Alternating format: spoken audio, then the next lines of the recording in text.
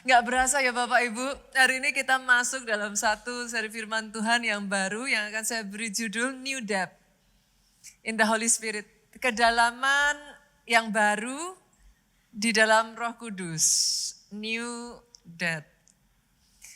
Kita ada di bulan Mei ini saudaraku, basically izinkan saya menceritakan, memperkenalkan kepada saudara kalau ada di antara saudara yang selama ini, Pak, engkau sudah jadi orang Kristen, engkau sudah lama kenal Yesus. Tapi kadang engkau merasa dia jauh. Izinkan saya memperkenalkan saudara dengan satu sosok pribadi, namanya Roh Kudus. It's the Holy Spirit. My best friend, sahabat terbaik saya. Not only that, penolong saya di saat dimana tidak ada satu orang pun yang bisa menyelamatkan, dia selalu ada untuk menarik saya kembali, membawa saya, tidak pernah gagal untuk memberikan kekuatan, menghibur saya sampai saya menang. Bertepatan dengan di bulan ini saudaraku, gak berasa ya Pak, kita sudah masuk di KKR 10 hari. Senggol kiri kanan, ini salah satu yang paling dinanti-nantikan di keluarga Allah. Tanggal 14 sampai 24 Mei Bapak Ibu. Dimulai dari tanggal 14 kenaikan Roh Kudus, kenaikan Tuhan Yesus. Sampai di tanggal 24 Mei, untuk jadwal, jam, dan tempat nanti saudara dengarkan pada saat Revival News. Tapi izinkan di bulan ini, dia bawa saudara dive deeper. Berkenalan dengan tingkat kedalaman yang ternyata bisa lebih dalam lagi. Boleh ya Bapak Ibu ya? Tepat di 2026 ini juga pas saudaraku, kita dapat rema the year of new wonder. Sadarkah saudara, tokoh utama di balik semua keajaiban. Ini banyak gereja Tuhan tuh, I don't know why gitu saudaraku. Tapi ada sangat banyak gereja Tuhan, itu almost kayak discredited ini gitu Bu. Banyak gereja Tuhan bahkan kayak enggak menyadari gitu. Tokoh utama di balik semua keajaiban, namanya Roh Kudus. Bahkan sejak awal penciptaan, kalau saudara baca di Kejadian 2, yuk kita buka ya. Kejadian 2 ayatnya yang ke-7 saya bacakan buat saudara.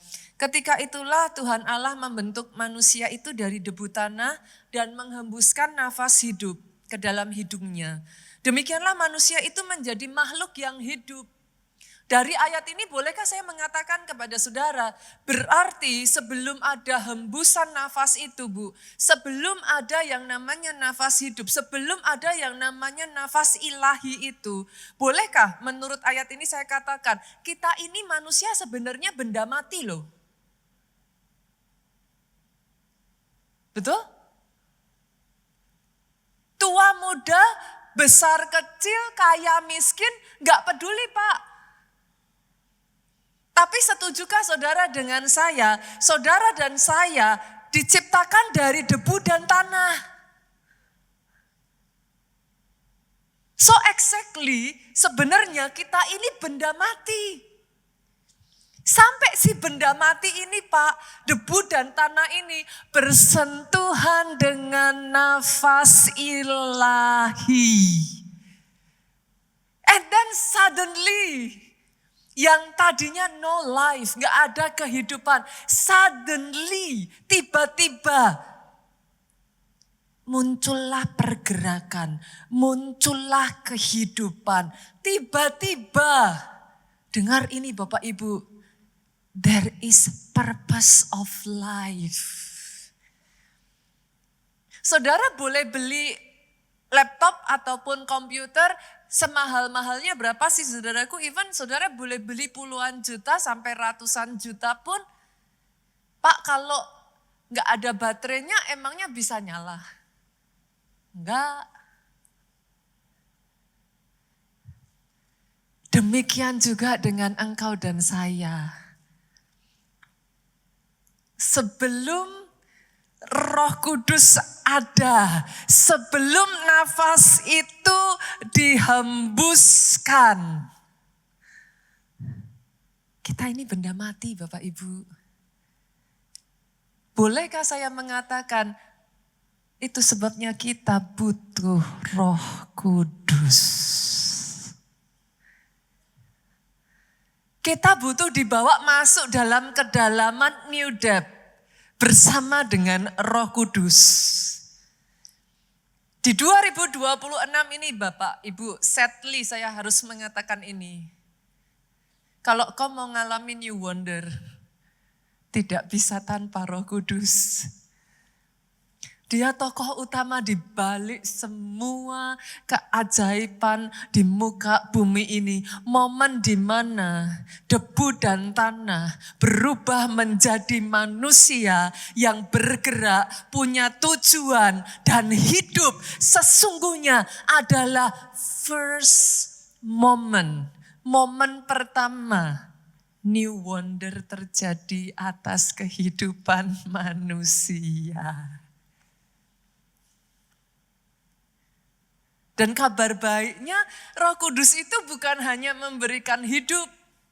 Kalau sekian ribu tahun yang lalu saudaraku, dari debu tanah yang mati aja dia bisa hidupkan loh.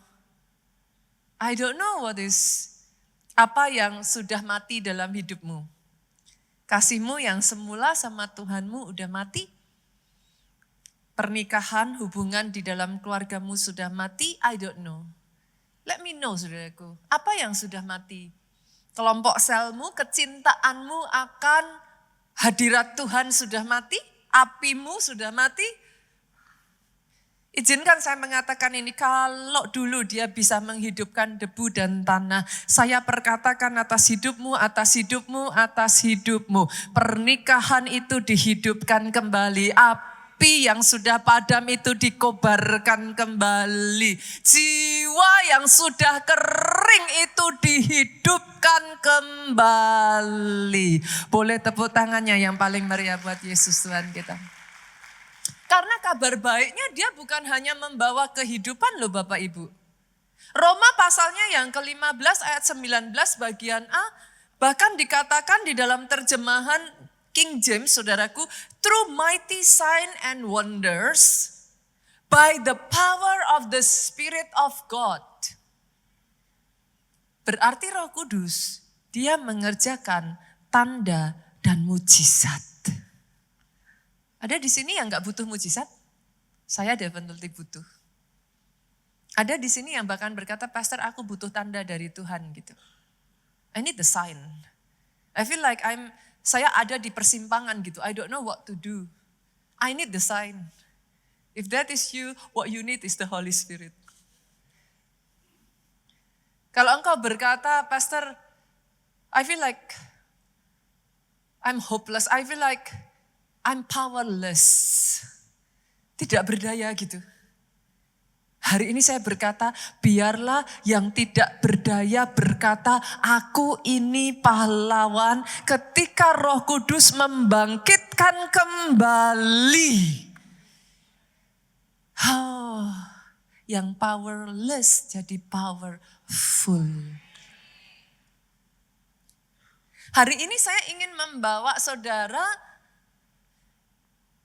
mau gak mau saudaraku kalau berbicara tentang Roh Kudus ini saudara, kenapa kok peranan Roh Kudus ini jadi begitu penting gitu. Saya tuh hanya heran aja, kenapa ya ada banyak gereja yang tidak menekankan peranan Roh Kudus ini gitu. As though even kayak bahkan disingkirkan gitu. Padahal tahukah saudara, Yesus sendiri ngomong, kita buka ya, Yohanes pasalnya yang ke-7 ayatnya yang ke-38 sampai 39. Yesus itu ngomong, barang siapa percaya kepadaku seperti yang dikatakan oleh kitab suci. Boleh enggak saya tanya dulu, ada enggak di sini yang percaya kepada Yesus? Percaya bahwa dia Yesus Tuhan dan Juru Selamat. Boleh lambaikan tangan saudara? Oke, senggol kiri kanan katakan, berarti ayat ini untuk engkau. Benar ya?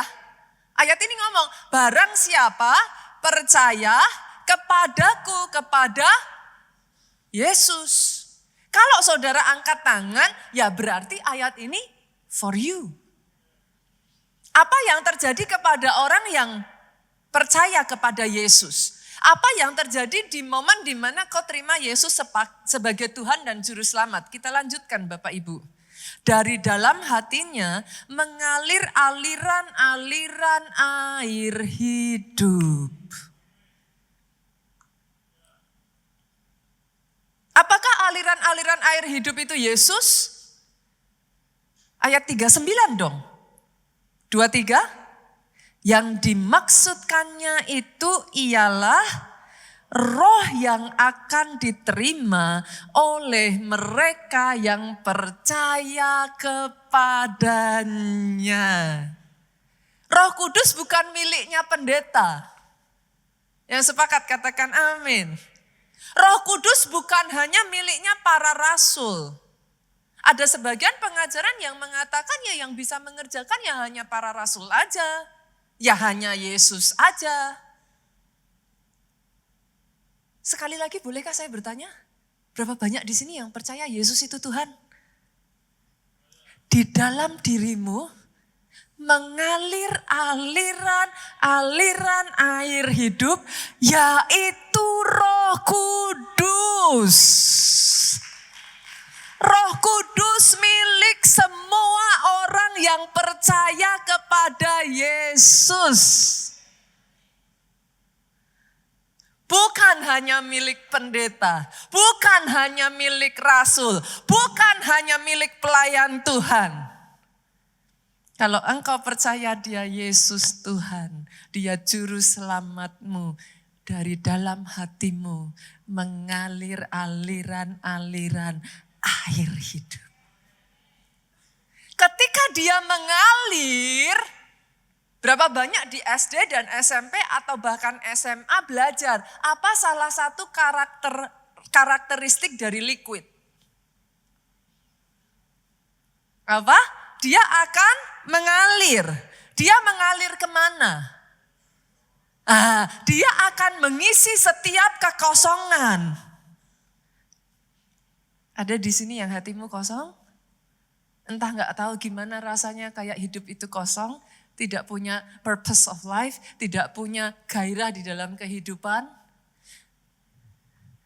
Itulah pekerjaan Roh Kudus Bapak Ibu. He will fill you up.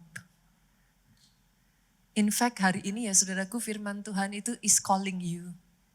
Yuk dive deeper. Masuk di kedalaman yang engkau tidak pernah alami sebelumnya.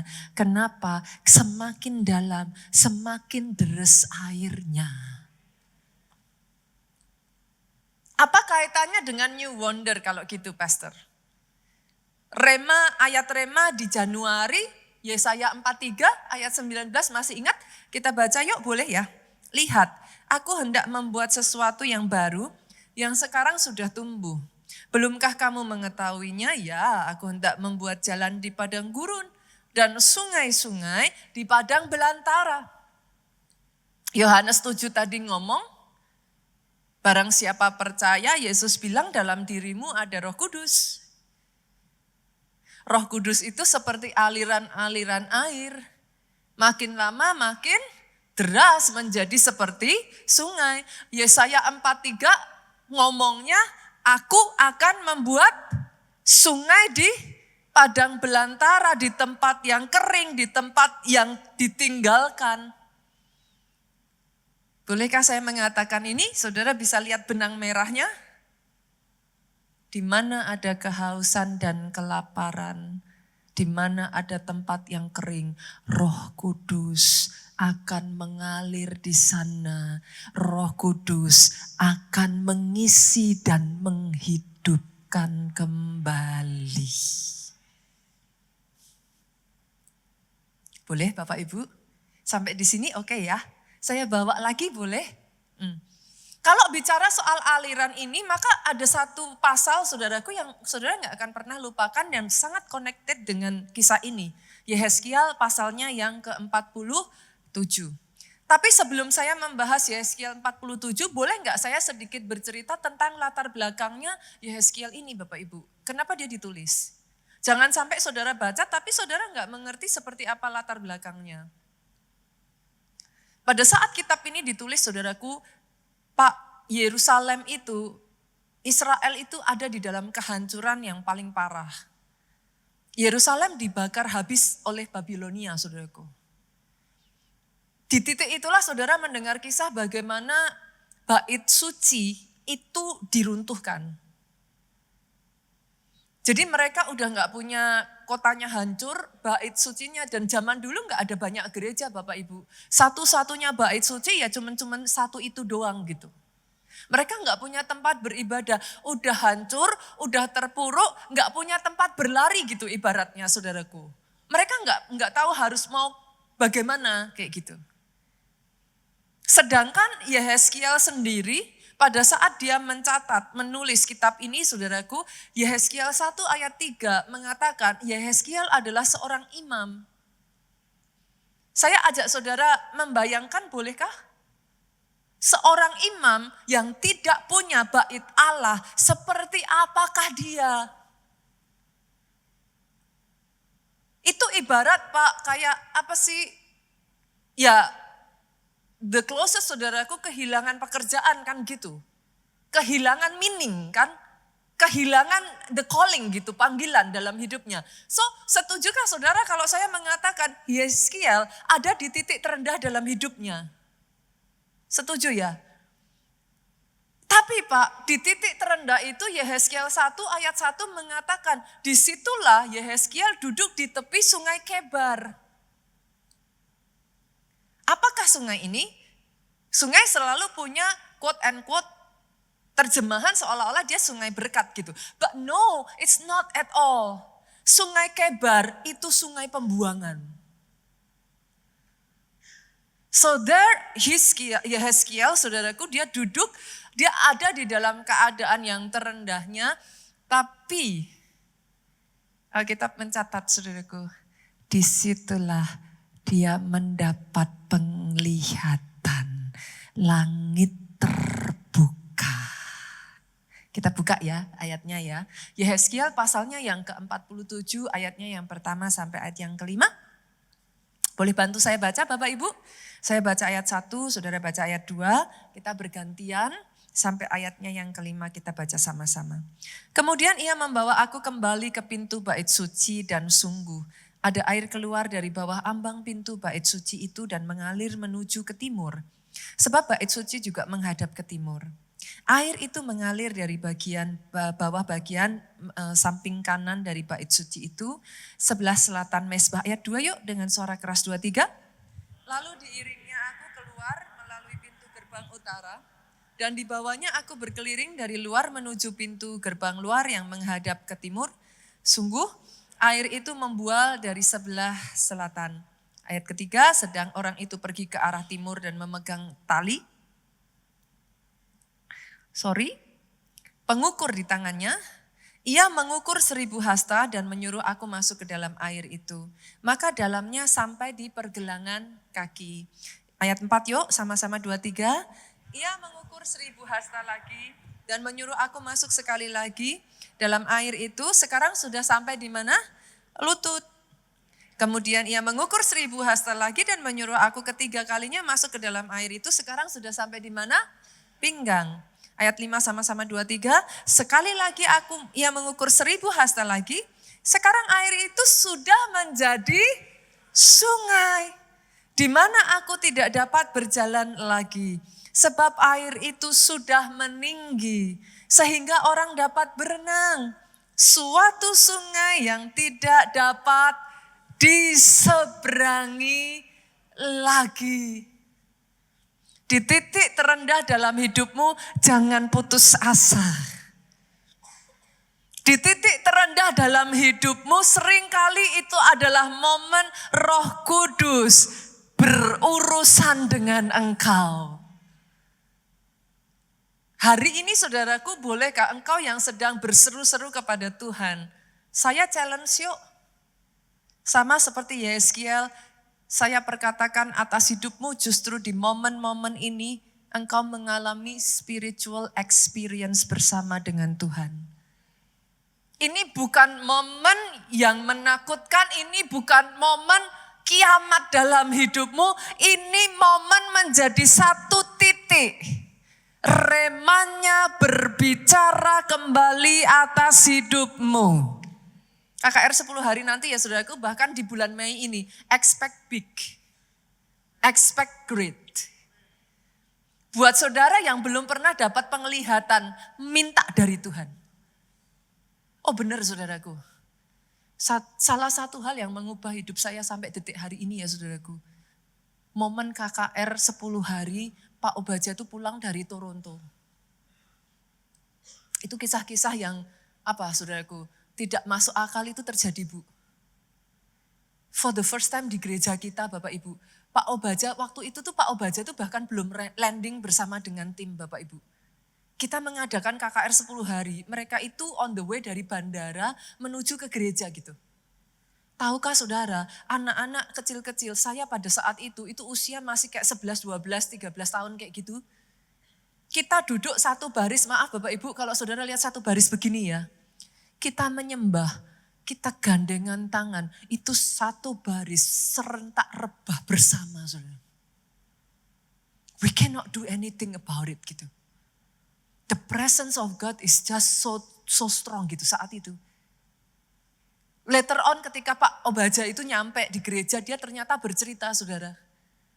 Di Toronto itulah, di saat semua orang pergi jalan-jalan, shopping, Pak Obaja gak mau pergi Bapak Ibu. Dia terus berendam dalam hadirat Tuhan, dia terus berendam. Satu titik itu Pak Obaja gak pernah ngalami sebelumnya dalam hidupnya. Saudara tahu, Pak Obaja maju di depan mimbar seperti ini saudara.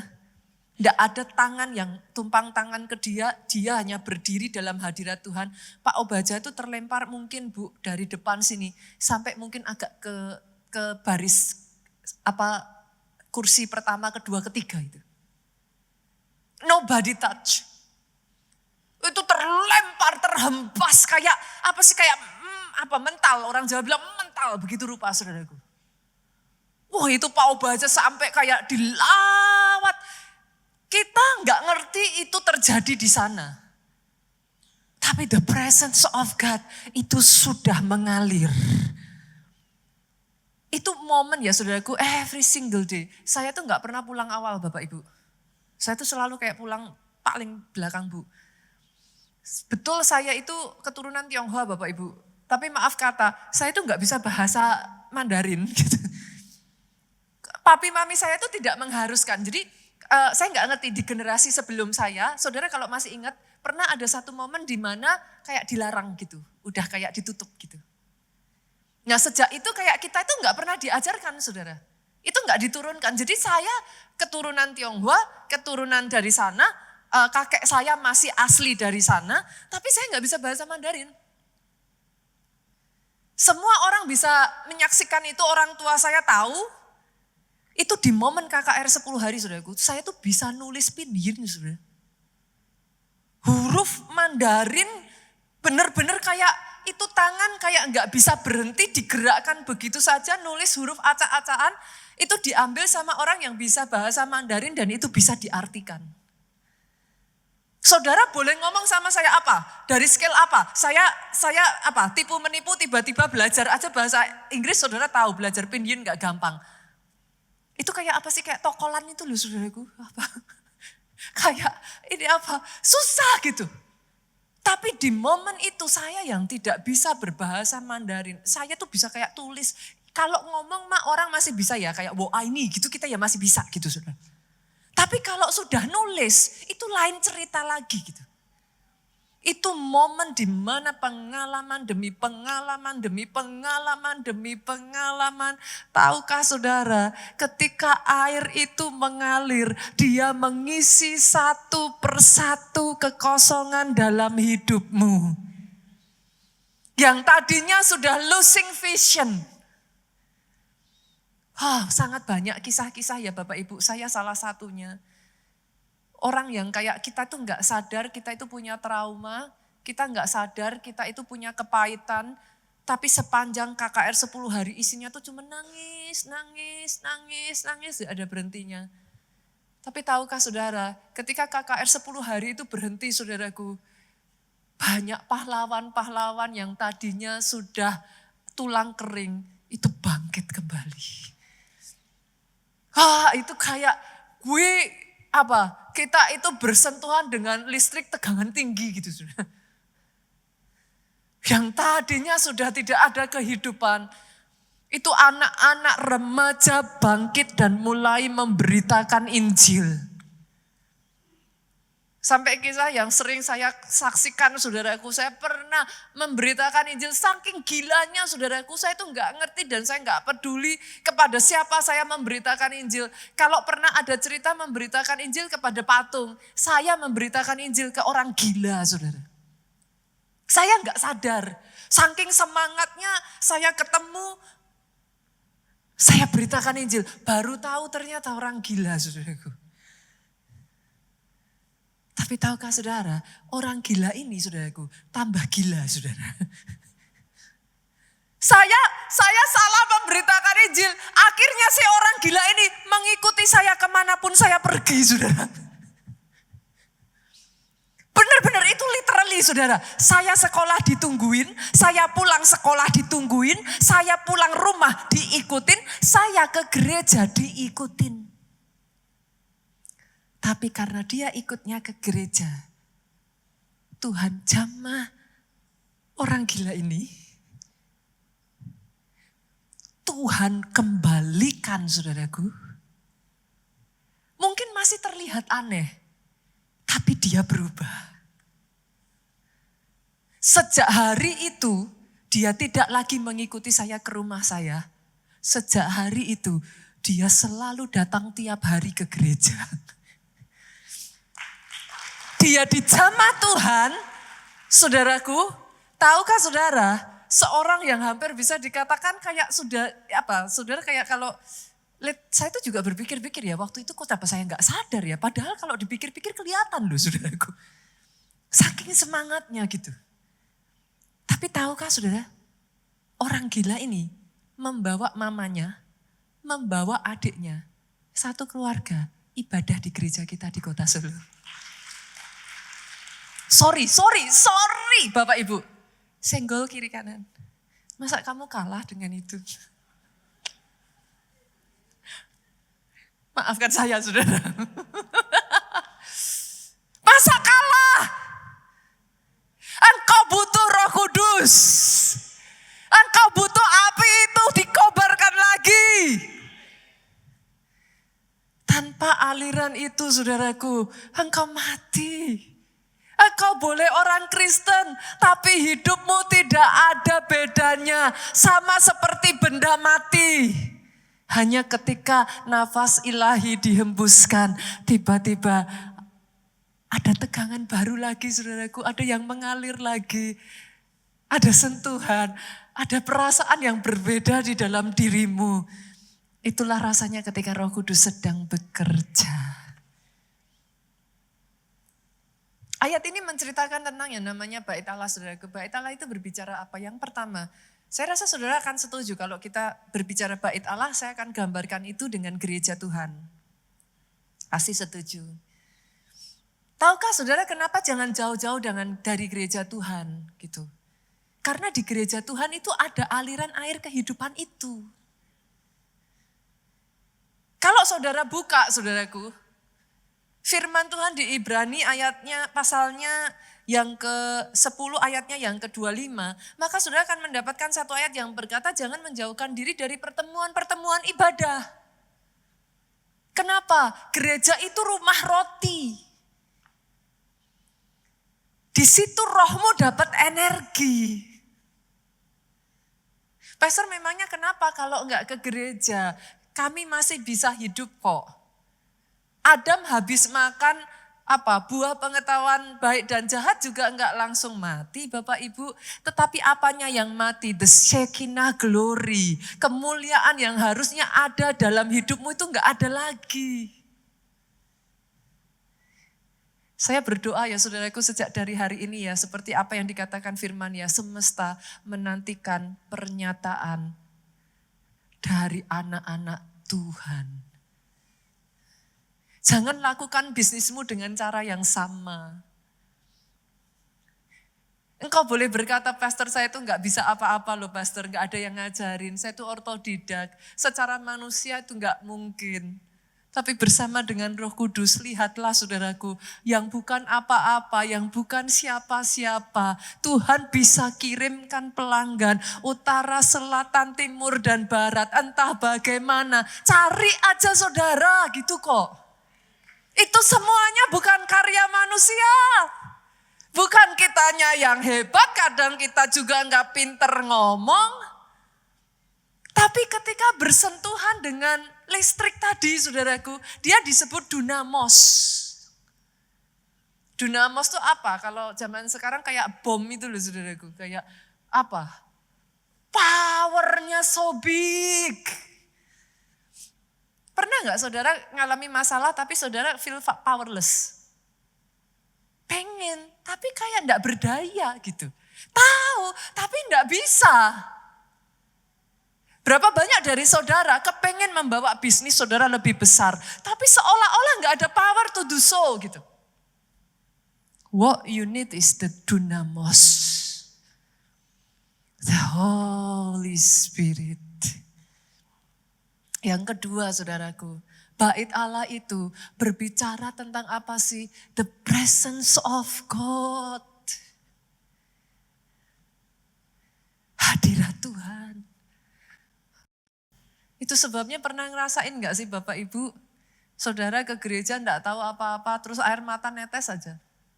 Nah, apa itu? Dalam hadiratnya ku rasa bahagia. Pernah dengar lagu itu? Dalam hadiratnya ada damai dan sejahtera. Kepenuhan yang sejati itu kau dapat dalam hadirat Tuhan. Bukan hanya kepenuhan, karena kan dia air kan. Dia akan memenuhi satu-satu. Tapi tahukah saudara, ketika engkau ada di hadirat Tuhan, engkau dapat tuntunan ilahi. Ada aja yang kayak kadang cuman suara kecil gitu dibisikin. Ketemu si A, ketemu si B, kamu ke sana, kamu ke sini. Langkah ini, jangan diambil, jangan ini, enggak boleh sama yang ini. Bait suci itu harusnya sudah roboh Bapak Ibu. Tapi di dalam penglihatan Yehezkiel pada saat itu, berdiri bait suci yang megah dengan air yang mengalir di sana. Adakah di tempat ini yang kehidupanmu yang sudah roboh? Dia akan memberi visi-visi baru. Di depan mata kayak sudah roboh.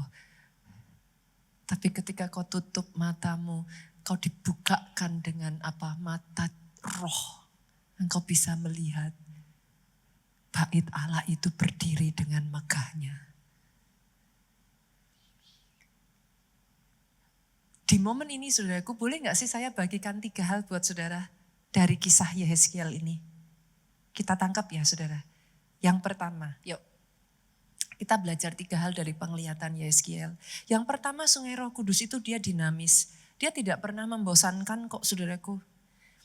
Sejak dari Yehezkiel itu dibawa ya saudaraku, dia terus bergerak kok. Gak ada yang namanya saudara ikut Roh Kudus tuh ya mata kaki terus tuh gak ada loh Pak. Kalau saudara ngikutin Roh Kudus ya, mata kaki itu akan dibawa ke lutut kok. Lutut akan dibawa, kalau kau izinkan dia akan bawa engkau ke pinggang. Sampai kalau kau izinkan lagi dia akan membawa engkau sampai berenang pada kedalaman. Pergerakan Roh Kudus itu dinamis. Kalau ada yang hari ini hidupmu stagnasi, izinkan Roh Kudus bergerak atas hidupmu kembali. Dia akan membawa pergerakan dinamis. Dinamisnya itu akan kembali ada dalam hidupmu, saudaraku. Sama seperti kayak, saudara. Berapa banyak di sini yang kayak saya ya, lebih orang gunung daripada orang pantai? ada yang kayak saya? Ada deh. Saya tuh saya lebih milih dingin daripada panas gitu, saudara. Saya kalau diajak ke pantai itu saya pasti ngomongnya gini, cuman ikut aja loh ya, gak mau basah-basah. Ada yang kayak gitu? Biasanya kalau udah sampai di pantai, saudara, pernah gak ngalami? Pokoknya kita udah bersikukuh gak mau, pokoknya gak mau basah.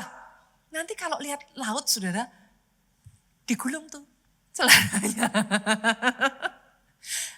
Masih tidak mau basah, tapi pengen. Akhirnya gulung tuh. Sudah digulung, sampainya di tengah, ombaknya naik. Mau lari, kena juga. Setelah basah, apa yang ada di benak saudara? Sudah basah, nyemplung aja sekalian. Pernah ngalami seperti itu? Akan ada orang-orang di tempat ini, Roh Kudus akan bawa saudara seperti itu.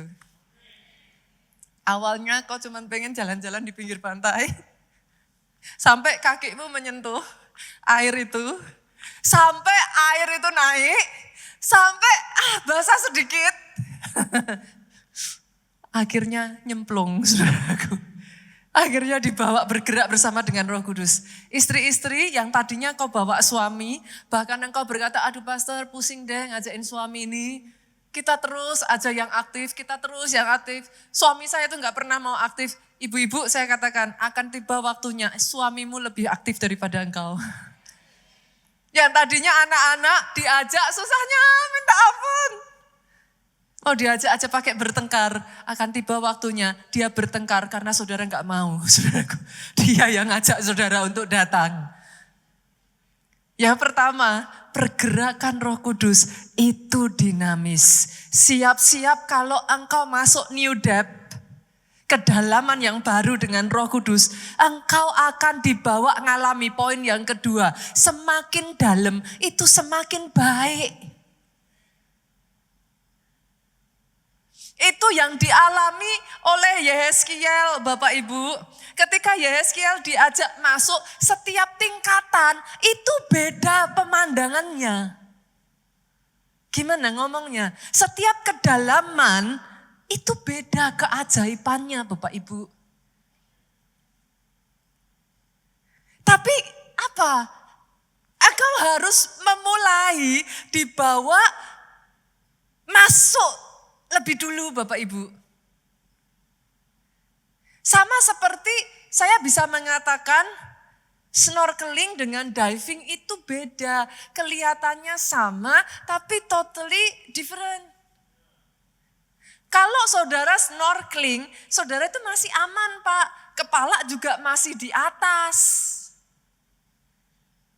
Masih di permukaan. You are in control. Airnya dangkal. Jadi you feel like apa? You're still safe. Tapi ketika kau snorkeling, engkau bisa julurkan kepalamu ke dalam air and you can see ikan-ikan berenang. And then saudara ngomong apa? Wow, ini keren. Aku gak pernah lihat seperti ini sebelumnya. Tapi dengar ini saudaraku, ketika kau snorkeling, engkau mungkin boleh merasakan sedikit bagian dari kedalaman laut. Tapi engkau belum benar-benar melihat keseluruhannya. Yang sepakat katakan amin. Sampai engkau diving, and then your POV change. caramu melihat berubah. Kalau kau hanya snorkeling saja, kau akan mengatakan this is enough. Aku udah pernah lihat. Ada di sini yang ngalami itu? Engkau sudah 10 tahun, engkau sudah 15 tahun ikut Tuhan, engkau sudah sekian lama melayani, and then saudara bilang bahwa this is enough, I've seen enough. Aku udah cukup dalam kok. Aku udah snorkeling. And then you dive. Ketika engkau dive, kau akan berkata, kok snorkeling aja hambar. Dibutuhkan engkau untuk dive deeper. Satu kali saudaraku ada seorang nelayan tua saudaraku yang sering memancing ataupun menjala ikannya di perairan laut dangkal gitu. Dia merasa nyaman, dia tahu arusnya saudaraku, dia hafal tempatnya, dia tahu di mana dia bisa mendapatkan ikan di area itu saudara. Bukan berarti nggak bisa dapat lebih besar, enggak. Bukan berarti tidak mau ini saudaraku. Tapi dia merasa di situ udah cukup gitu. Sampai satu kali saudara nelayan ini didatangi oleh seorang anak muda. Dan anak muda ini berkata kepada bapak tua ini, Pak, bukan di situ kalau engkau mau dapat ikan yang besar. Nelayan ini sedikit mencibir dengan perkataan anak muda ini. Dan dia berkata, anakku, aku ini sudah puluhan tahun jadi nelayan. Gini-gini juga tahu kok tempatnya ikan itu di mana. Dan dia tidak menganggap perkataan anak muda ini, saudaraku. Anak muda ini tidak berdebat, dia hanya tersenyum dan dia berkata, Pak, bolehkah satu kali ini saja aku ajak engkau untuk masuk sedikit lebih dalam. Dengan ragu-ragu bapak tua ini, nelayan tua ini, ya karena dia diajak dan dibujuk, saudara akhirnya dia oke lah ikut saudaraku. Dia dibawa masuk ke satu perairan, sementara dia meninggalkan garis batas pantai. Saudara pernah melihat ya garis batas pantai itu airnya beda warna, saudara. Tiba-tiba dia dibawa satu kedalaman yang berbeda, saudaraku, warna airnya juga berbeda. Tetapi yang tiba-tiba membuat dia panik adalah ombaknya juga beda. Dia mulai bisa merasakan anginnya, dia bisa mulai merasakan goyangan kapal itu semakin kencang saudaraku. Dan dia mulai ketakutan, dia katakan kepada anak muda ini stop. Sudah cukup sampai di sini saja. Ada di sini yang mengalami seperti itu, Tuhan mau bawa engkau dalam tapi goyangannya lebih kenceng. Dan engkau berkata Tuhan tidak sayang lagi, kenapa dulu gampang sekali ngalami mujizat, kenapa sekarang jadi susah. Dia sedang membawa engkau deeper. Bapak tua ini pun mulai ketakutan dan dia berkata, berhenti nak, berhenti, aku sudah cukup. Anak ini, pemuda ini berkata kepada bapak tua ini, sedikit lagi Pak. Dia berhenti di satu area, saudaraku, dia tebarkan jalannya, saudara. Alangkah kagetnya bapak tua ini, saudaraku. Ketika jala itu ditebarkan, dia tarik jala itu. Berat, saudara. Berat, susah untuk diangkat. Tetapi bukan hanya berat. Ketika dia berusaha untuk menarik lagi, saudaraku, dia dikagetkan dengan begitu banyaknya ikan yang besar-besar yang belum pernah dia dapatkan sepanjang umur hidupnya menjadi nelayan. Anak muda ini berpikir bapak tua ini akan kegirangan, saudaraku. Tapi ternyata bapak ini hanya terduduk, saudaraku. Dia terdiam melihat ke lautan. Matanya mulai berkaca-kaca dan ini yang dia katakan. Selama ini bukan tidak ada lebih banyak. Aku saja yang tidak pernah berani melangkah lebih dalam. Saya berdoa ya saudaraku. Engkau yang sempat ketakutan, engkau yang sempat membatasi dirimu, engkau yang sempat merasa sudah puas dengan level di mana Tuhan membawa engkau. Engkau merasa sudah cukup selama ini, engkau sudah tahu cukup banyak tentang kekristenan dan gereja Tuhan. Izinkan the unlimited spirit itu membawa engkau pada kedalaman yang tidak pernah engkau alami sebelumnya. Sama seperti ketika Yesus berkata kepada Natanael, saudaraku. Kita buka ayatnya ya. Yohanes 1 ayatnya yang ke-50. Engkau akan melihat hal-hal yang lebih besar. Dive deeper. Mungkin engkau sudah melihat, tapi yang kau lihat belum cukup Bapak Ibu. Izinkan seperti anak muda ini membawa nelayan tua tadi. Boleh anginnya lebih kencang, boleh gelombangnya lebih gede. Jangan takut. Kata Yesus, jangan takut. Ini aku. Ketika kau izinkan dia, kau akan melihat hal-hal yang you have never seen. Mata tidak pernah lihat, telinga tidak pernah dengar, bahkan tidak timbul dalam hati. Itu yang Tuhan berikan buat orang-orang yang mengasihi Dia. Minggu lalu saya bahas ayat ini, saudara. Minggu lalu kita belajar, siapa orang yang mengasihi Yesus?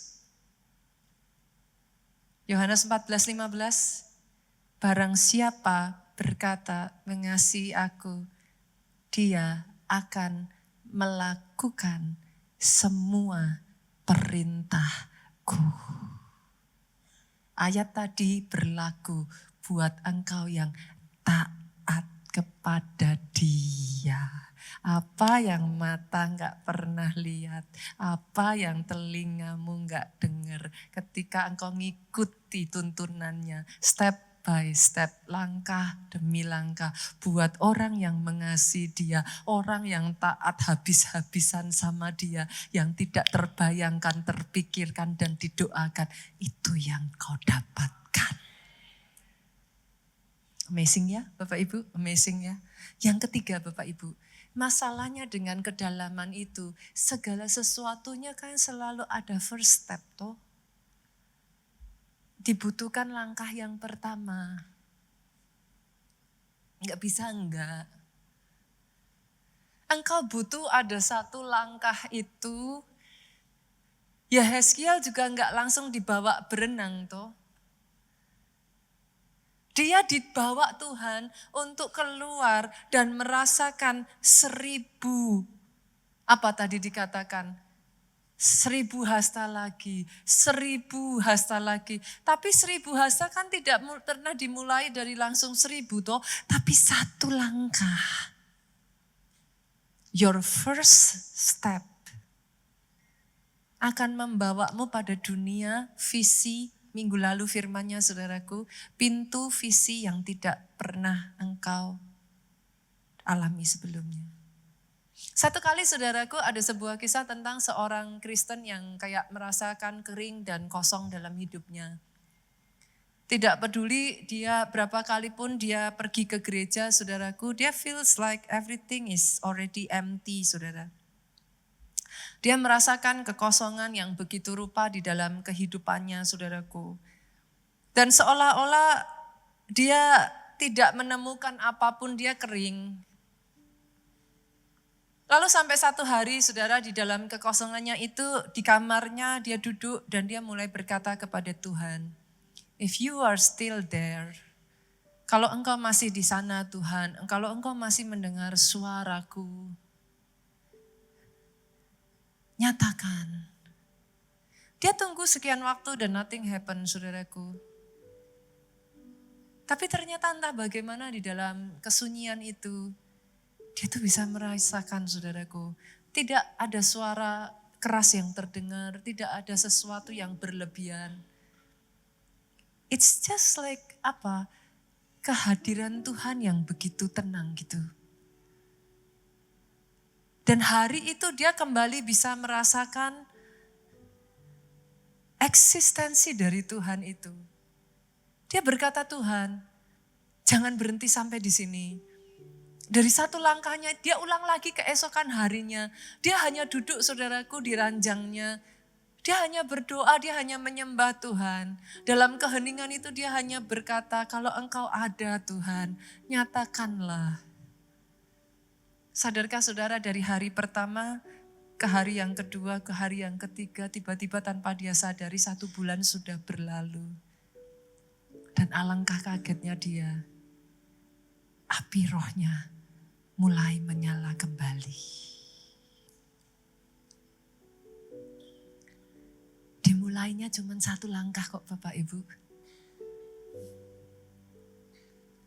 Izinkan dia membawa engkau dari hal yang paling sederhana. Di kamarmu tidak ada yang lain. Dalam kesunyian itu engkau berbicara dengan Bapakmu. Ceritakanlah apa yang kau alami. Dan izinkan dia berbicara. Dari salah satu hari demi hari yang berikutnya. Tiba-tiba harimu berubah. Engkau yang tadinya pemarah, sekarang kau bisa merasakan kayak tidak ada gunanya untuk marah. Engkau yang tadinya begitu, saudaraku, pendiam. Engkau yang tadinya menutup diri. Tiba-tiba kau temukan kok ada keceriaan gitu. 1 Korintus 13. Kasih itu mulai mengalir. Lalu berjalan lagi saudaraku, 1 demi 1 dari kasih, sukacita, damai sejahtera. Itu mulai mengalir. Buah-buah itu bermunculan. Kasih, sukacita, damai sejahtera, kebaikan, kemurahan. Yang tadinya pelit bin gutil saudara. Sekarang jadi orang yang murah hati. Ada buah roh itu muncul. Yang tadinya gak berani melayani, bahkan kapok melayani. Sekarang sekalipun tahu melayani ada gesekan, melayani bisa dikecewakan, melayani belum tentu dihargai, kadang difitnah, kadang kala bahkan tidak digubris. Tapi kan kau bukan melayani untuk manusia. Kalau 3 ayat yang ke-23, lakukan itu seperti untuk Tuhan dan bukan manusia. Lalu kau mulai melangkah lagi. Yang belum baptis, mulai baptis. Mulai langkah lagi. Gak cukup baptis, belajar som. Betul? Karena YouTube hari-hari ini kalau gak hati-hati semakin ini loh saudaraku. Saya kemarin beberapa waktu lalu lihat satu tayangan dan saya tersenyum Bapak Ibu. Ada satu pertanyaan yang cukup unik menurut saya. Apakah kamu murid Yesus atau murid Paulus? Kalau saudara ditanya mana jawaban saudara? Bukan Yesus yang ngomong kok itu.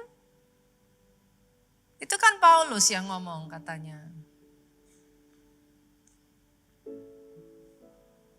Tapi saya harus mengatakan kepada saudara loh, Yesus sendiri mengatakan, akulah jalan kebenaran dan hidup. Tidak ada satupun orang bisa sampai kepada Bapakku kalau tidak melalui pintu itu. Itu bukan perkataan Paulus, itu perkataan Tuhanmu. Tapi kalau saudara gak pernah belajar dan saudara mendengarkan begitu banyak hal di YouTube, saudara akan mulai meragukan, iya juga ya, iya juga ya, iya juga ya. Boleh masuk lebih dalam lagi Bapak Ibu? Boleh dibawa Tuhan untuk mengalami kedalaman firman itu? Pembukaan wahyu demi wahyu, pembukaan rema demi rema di dalam kehidupanmu?